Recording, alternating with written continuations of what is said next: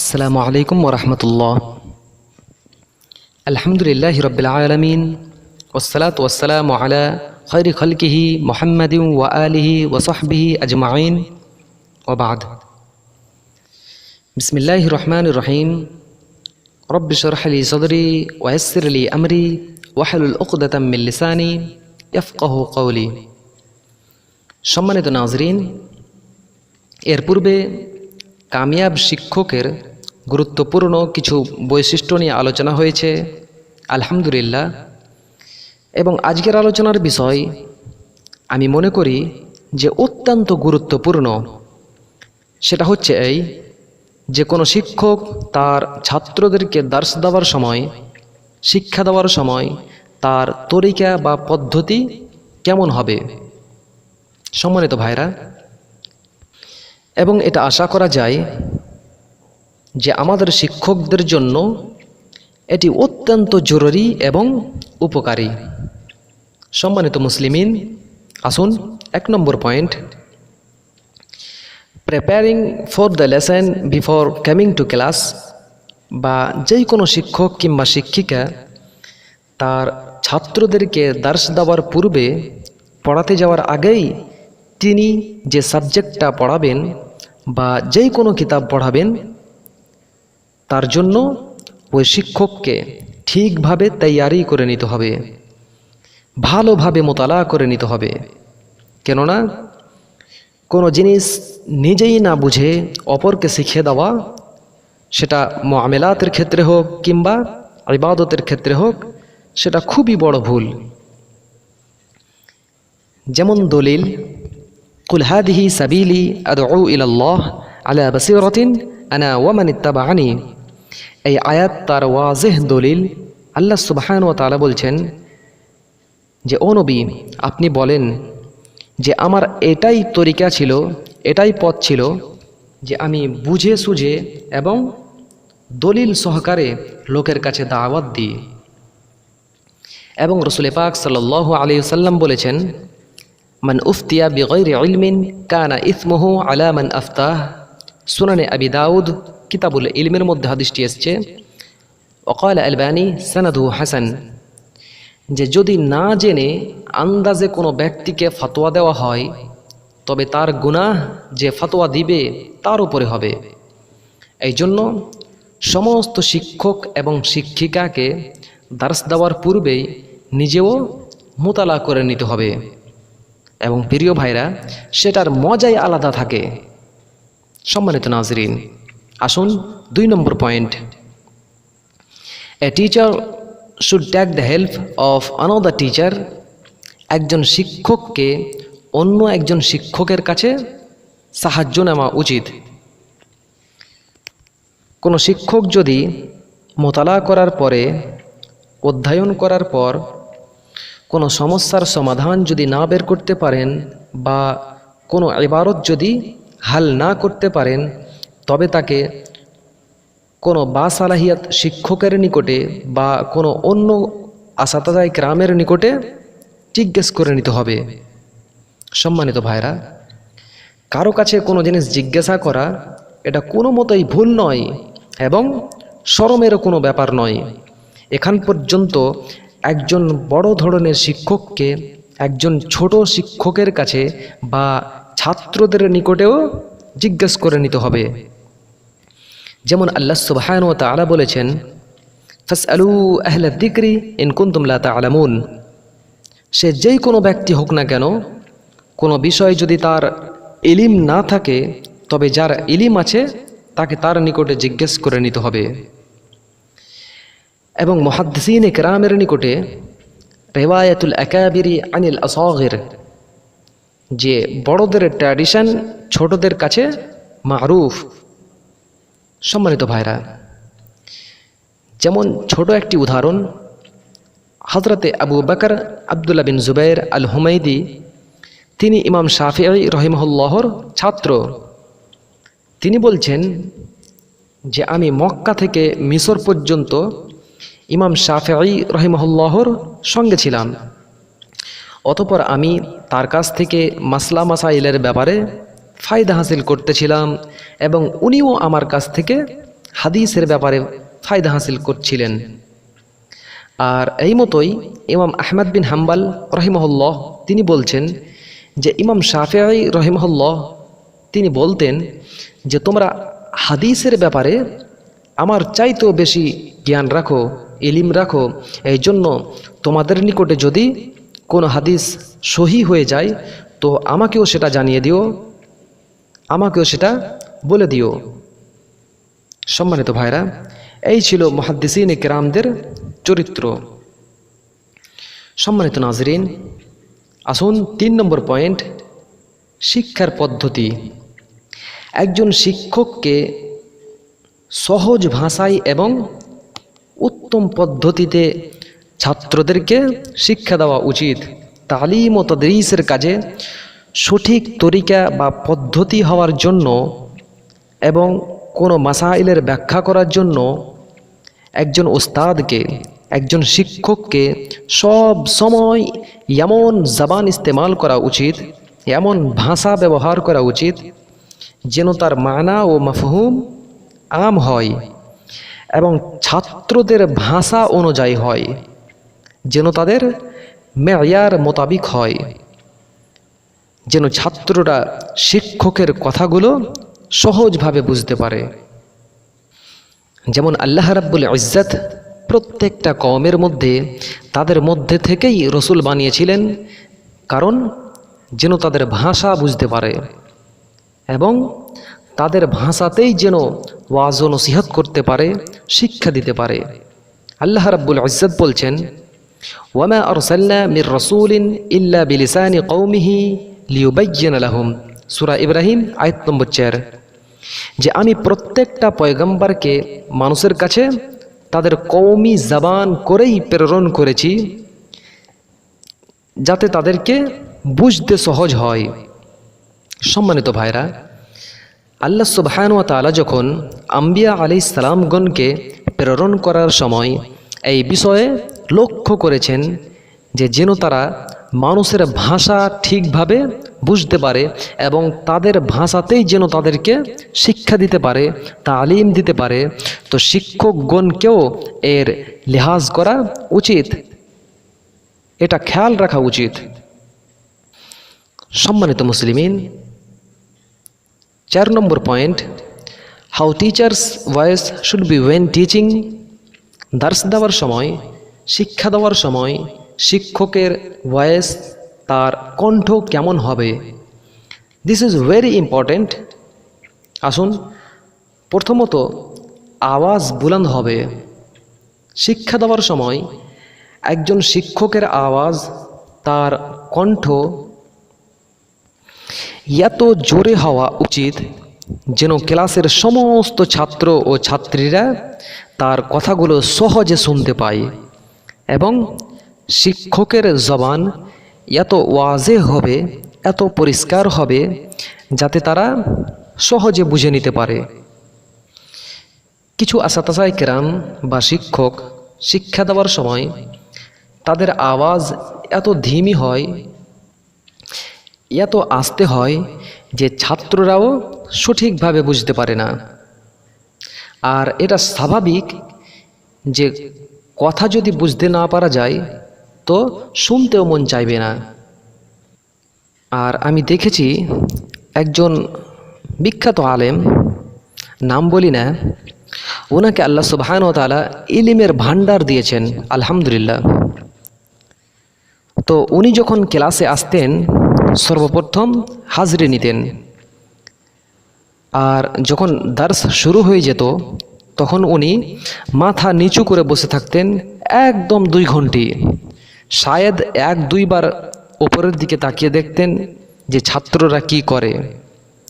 তো কি হতো, পিছনের কিছু কিছু ছাত্র হাদিস খুলে শুধু এমনি বসে থাকতো, আবার কিছু ছাত্র হাদিস বন্ধ করে ঘুমিয়ে পড়তো। কারণ উনি যখন দার্স দিতেন তখন ওনার আওয়াজ এত ধিমি হতো, এত আস্তে হতো, একে তো বৃদ্ধ মানুষ এবং ক্লাসের অনেক ছাত্র, এই জন্য আওয়াজ শুনতে পাওয়া যেত না এবং কথাও বুঝতে পারা যেত না। ওনাকে আল্লাহ সুবহানাহু ওয়া তাআলা উত্তম হায়াত দান করেন, আমিন। এবং সম্মানিত ভাইরা, এই ধরনের অনেক শিক্ষক আছে, যেমন কিছু শিক্ষক সঠিক শব্দ উচ্চারণ করে না, যেটা খুবই গুরুত্বপূর্ণ। আর কিছু শিক্ষক আস্তে বলার কারণে ছাত্ররা শুনতে পায় না, বুঝতেও পারে না। আবার কিছু শিক্ষকের জোরে বলার কারণে, অতিরঞ্জন চিল্লানোর কারণে কথা বোঝা যায় না। সম্মানিত ভাইরা, হযরতে জাবের রাদিয়াল্লাহু তাআলা আনহু তিনি বলছেন যে রাসূল পাক সাল্লাল্লাহু আলাইহি সাল্লাম যখন খুতবা দিতেন তখন তিনার আওয়াজ বুলন্দ হতো, জোরে হতো। এটা এসছে সহিহ মুসলিম কিতাবুল জুমআ এর মধ্যে। এবং আরও একটি হাদিসের মধ্যে এসছে যে যখন রাসূল পাক সাল্লাল্লাহু আলাইহি সাল্লাম কারো সাথে কথাবার্তা বলতেন তখন তিনার এক একটা শব্দ এত ওয়াজেহ হতো, এত পরিষ্কার হতো যে গণনা করতে চাইলে গণনা করা যেত।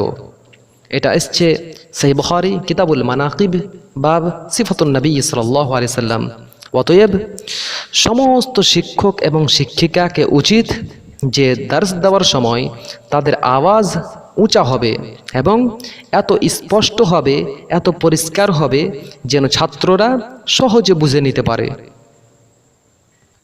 সম্মানিত নাজরিন, 5 নম্বর পয়েন্ট, শিক্ষকের কোনো মাসআলা না জানা থাকলে বা শিক্ষা চলাকালীন এমন কোনো মাসআলা সামনে আসলো যা সম্পর্কে শিক্ষকের পরিষ্কার জানকারি নাই, সেই মুহূর্তে ছাত্রদেরকে স্পষ্টভাবে লা আদরি বলতে হবে, বা এমন বলা উচিত যে গবেষণা এবং মোতালা করে কালকে এর ব্যাখ্যা করব ইনশাআল্লাহ। এতে কি তার সম্মান ডাউন হয়? আরও ওই শিক্ষকের উপরে ছাত্রদের ভরসা বজায় থাকে। আর যদি কোনো শিক্ষক কোনো মাসআলা তার না জানা থাকে বা কোনো বিষয়ে যদি তার সঠিক ইলম না থাকে, শুধু ছাত্রদের সামনে নিজের নাক বাঁচানোর জন্য, নিজের সম্মান বাঁচানোর জন্য ভুল ভাল যা মনে আসলো সব বর্ণনা করে দিল, তো বলেন ওই শিক্ষকের কি সম্মান বজায় থাকে? ছাত্ররাও তার বেইজ্জতি করতে ছাড়ে না। এই জন্য বেলা ইলম আন্দাজ করেও কোনো কথা বলা ঠিক নয়। যেমন মুসনাদে আহমদের মধ্যে একটি হাদিসের মধ্যে এসছে রাসূল পাক সাল্লাল্লাহু আলাইহি সাল্লাম বলেছেন, ইয়া আইয়ুহান নাস মান সুইলা মিনকুম আন ইলমিন হুয়া ইনদাহু ফালইয়াকুল বিহি। কারো কাছে যদি কোনো ইলমি মাসআলা সম্পর্কে জিজ্ঞাসা করা হয়, তবে যদি তার জানকারি থাকে তবে তাকে বলা উচিত। ফাইন লাম ইয়াকুন ইনদাহু ফালইয়াকুল আল্লাহু আলাম। আর যদি তার জানকারি না থাকে তবে তাকে আল্লাহু আলাম বলতে হবে। সম্মানিত নাজরিন, আসুন 6 নম্বর পয়েন্ট, একটু লক্ষ্য করুন বিল খুসুস আসাতাজায়ে কেরামগণ যে নিজের ছাত্রদেরকে শিক্ষা দেওয়ার সময় পড়াগুলো তাদের মাথার ভিতরে ঢোকানোর জন্য কয়েক রকম পদ্ধতিতে আপনি শিক্ষা দিতে পারেন। যেমন মনে করেন 1 number, explain the same lesson many times. ছাত্ররা যদি কোনো মাসআলা না বুঝতে পারে তবে ওই মাসআলাটাকেই কয়েকবার করে বর্ণনা করতে হবে। যদি সবক না বুঝতে পারে ওই সবকটাকেই আবারও বুঝিয়ে দিতে হবে।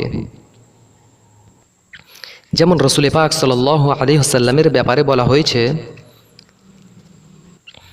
আন্নাহু কানা ইদা তাকাল্লামা বিকালিমাতিন আ'আদাহা সালাসান হাত্তা তুফহামা আনহু। সহিহ বুখারী কিতাবুল ইলম। যে রাসূল পাক সাল্লাল্লাহু আলাইহি ওয়াসাল্লাম যখন লোকের সাথে কথাবার্তা বলতেন তখন তিনি মুশকিল কালমাগুলো বা কোনো কোনো বাক্য 3 বার করেও বলতেন, কারণ মানুষ যেন তিনার কথাগুলো সঠিকভাবে বুঝতে পারে, সঠিকভাবে শুনতে পায় এবং সঠিকভাবে যেন বুঝতেও পারে। এই জন্য একজন শিক্ষককেও এর লিহাজ রাখতে হবে, এটা খেয়াল রাখতে হবে। এবং এই মতোই 2 নম্বর, প্র্যাকটিক্যালে দেখিয়ে দিতে হবে। পড়ানোর সময় কিছু কিছু এমন মাসআলা সামনে আসে যে শিক্ষক যদি ছাত্রদেরকে সেগুলি প্র্যাকটিক্যালে না করিয়ে দেখায় তো ছাত্ররা শীঘ্রই বুঝতে পারে না। এবং এই আমলটাও হাদিসের মধ্যে বিভিন্ন জায়গায় এসেছে, যেমন হুজুরে পাক সাল্লাল্লাহু আলাইহি ওয়াসাল্লাম নামাজ প্র্যাকটিক্যালে শিখিয়েছেন, হজ প্র্যাকটিক্যালে দেখিয়েছেন। সম্মানিত ভাইরা, দেখেন এটা কত গুরুত্বপূর্ণ যে একবার রসুলে পাক সাল্লাল্লাহু আলাইহি ওয়াসাল্লাম জুমার খুতবার মধ্যে নামাজের পদ্ধতি শিখাচ্ছিলেন। যখন তিনি সাজদা করার নিয়মটা শিখাচ্ছিলেন, তখন তিনি মিম্বার থেকে নেমে সাজদার নিয়মটা প্র্যাকটিক্যালে দেখিয়ে আবারও মিম্বারে গিয়ে খুতবা দিয়েছেন। এই জন্য শিক্ষকগণকেও এর লিহাজ করা উচিত, এটা বিবেচনা করা দরকার। এবং এই মতোই কিছু কিছু বিষয়ে প্রয়োজন হলে উদাহরণ দিয়ে বুঝাতে হবে, যেমন আল্লাহ সুবহানাহু ওয়া তাআলা উদাহরণ দিয়ে বুঝিয়েছেন সূরা বাকারা আয়াত নম্বর 17 এবং আয়াত নম্বর 261, এবং এই মতোই অনেক জায়গায় উদাহরণ দিয়ে আল্লাহ সুবহানাহু ওয়া তাআলা বুঝিয়েছেন। এবং রসুলে পাক সাল্লাল্লাহু আলাইহি ওয়াসাল্লাম সাহাবায়ে কেরামদেরকে উদাহরণ দিয়ে বুঝিয়েছেন, যেমন সহিহ বুখারী হাদিস নম্বর 6011, সহিহ মুসলিম হাদিস নম্বর 6751 এবং হাদিস নম্বর 1896, নাসাই হাদিস নম্বর 5038, আবু দাউদ হাদিস নম্বর 4831, এবং এই মতোই বিভিন্ন জায়গায় রসুল পাক সাল্লাল্লাহু আলাইহি সাল্লাম সাহাবায়ে কেরামদেরকে উদাহরণ দিয়ে বুঝিয়েছেন। এবং সম্মানিত ভাইরা, 4 নম্বরে প্রয়োজন হলে ইশারা করে বুঝাতে হবে, যেমন আঙুলের ইশারা হোক কিংবা হাতের ইশারা করে হোক, যেমন এসেছে সহিহ বুখারী কিতাবুত তালাক হাদিস নম্বর 5302 এবং 2446, সহিহ মুসলিম হাদিস নম্বর 2563 এবং হাদিস নম্বর 6750 এবং সুনানে তিরমিজি হাদিস নম্বর 2410, এবং আরও বিভিন্ন জায়গায় রসুল পাক সাল্লাল্লাহু আলাইহি সাল্লাম সাহাবায়ে কেরামদেরকে ইশারা করে বুঝিয়েছেন। সম্মানিত ভাইরা, এতটা বোঝা গেল যে একজন শিক্ষককে প্রয়োজন হলে একটাই লেসনকে কয়েকবার শিখিয়ে দিতে হবে, বা প্রয়োজন হলে প্র্যাকটিক্যালে করিয়ে দেখাতে হবে, এবং প্রয়োজন হলে মিসাল দিয়েও বুঝাতে হবে, এবং ওই মতোই ইশারা করেও বুঝাতে হবে। সম্মানিত নাজরিন, আসুন 7 number point, the teacher should teach slowly. একজন শিক্ষককে তাদরিজের সাথে এবং হালকা হালকা করে শিক্ষা দেওয়া উচিত। একজন শিক্ষক আমাদেরকে বলতেন যে প্রত্যেকটা শিক্ষকগণকে তার ছাত্রদেরকে এমনভাবে শিক্ষা দেওয়া উচিত যে অর্ধেকটা কিতাব শেষ হওয়ার সাথে সাথেই ওই ছাত্ররা যেন পুরো কিতাবটাই নিজে নিজে পড়ে নিতে সক্ষম হয়।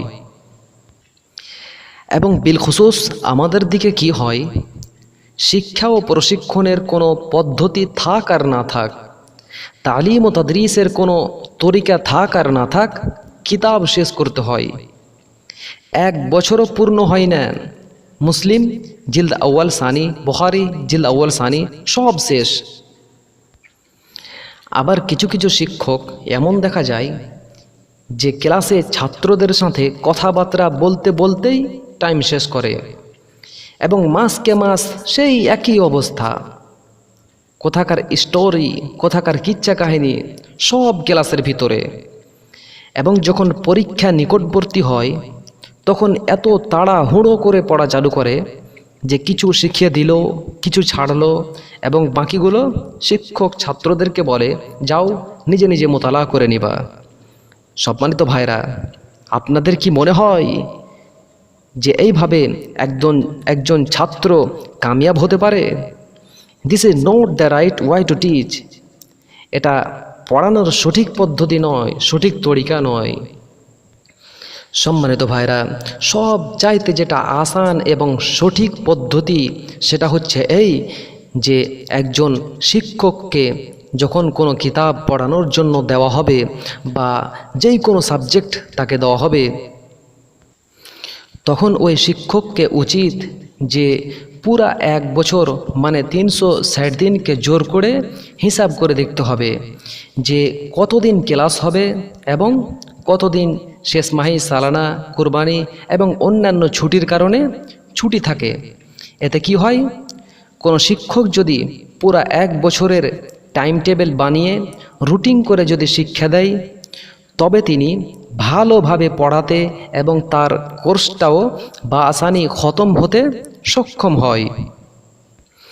এবং কিছু শিক্ষকের কোনো টাইম টেবিল না থাকার কারণে ছাত্রদেরকে সঠিকভাবে শিক্ষা দিতে পারে না এবং তাদেরকে যে সাবজেক্টটি দেওয়া হয়েছে সেটাও সময় মতো খতম হয় না, যার জন্য তারা তালিম ও তাদরিসের কাজে সফল হতে পারে না। কারণ কখনো কখনো এত কম শিখিয়ে দেয়, এত কম পড়িয়ে দেয় যে ছাত্রদের মনের ভিতরে শান্তি আসে না। আবার কখনো কখনো এত বেশি পড়িয়ে দেয় যে ছাত্রদেরকে কিছু বুঝে আসে না, তারা হজম করতে পারে না, সব তাদের মাথার ওপর দিয়ে চলে যায়। সম্মানিত মুসলিমিন, প্রত্যেকটা শিক্ষককে, মুআল্লিমকে সঠিক মানহাজ মোতাবিক শিক্ষা দেওয়া উচিত এবং ছাত্র কিংবা ছাত্রীদের সামনে তাদের মেয়ার মোতাবিক কথা বলা এবং দার্স দেওয়া, তালিম দেওয়া উচিত। যেমন রসুল পাক সাল্লাল্লাহু আলাইহি সাল্লামের উপর কোরআন নাজিল হয়েছে কত বছরে? 23 বছরে, অল্প অল্প করে। কেন? 1 বছরে নাজিল করতে পারতেন না? কেন করেননি? এই জন্য যে রসুল পাক সাল্লাল্লাহু আলাইহি সাল্লাম যেন মুখস্থ করে নিতে পারে এবং মানুষের কাছে পৌঁছাতে যেন সহজ হয়, আর মানুষ যেন সহজে বুঝে নিতে পারে এবং আমল করতেও যেন আসান হয়, সহজ হয়। সম্মানিত ভাইরা, পরিশেষে বলি, আল্লাহ পাক যেন প্রত্যেকটা মানুষকে ইসলামের সঠিক জ্ঞান অর্জন করার তৌফিক দেন এবং আমাদের শিক্ষকগণকেও যেন সঠিকভাবে তালিম ও তাদরিসের কাজ করার তৌফিক দেন। আমিন। আসসালামু আলাইকুম ওয়া রাহমাতুল্লাহ।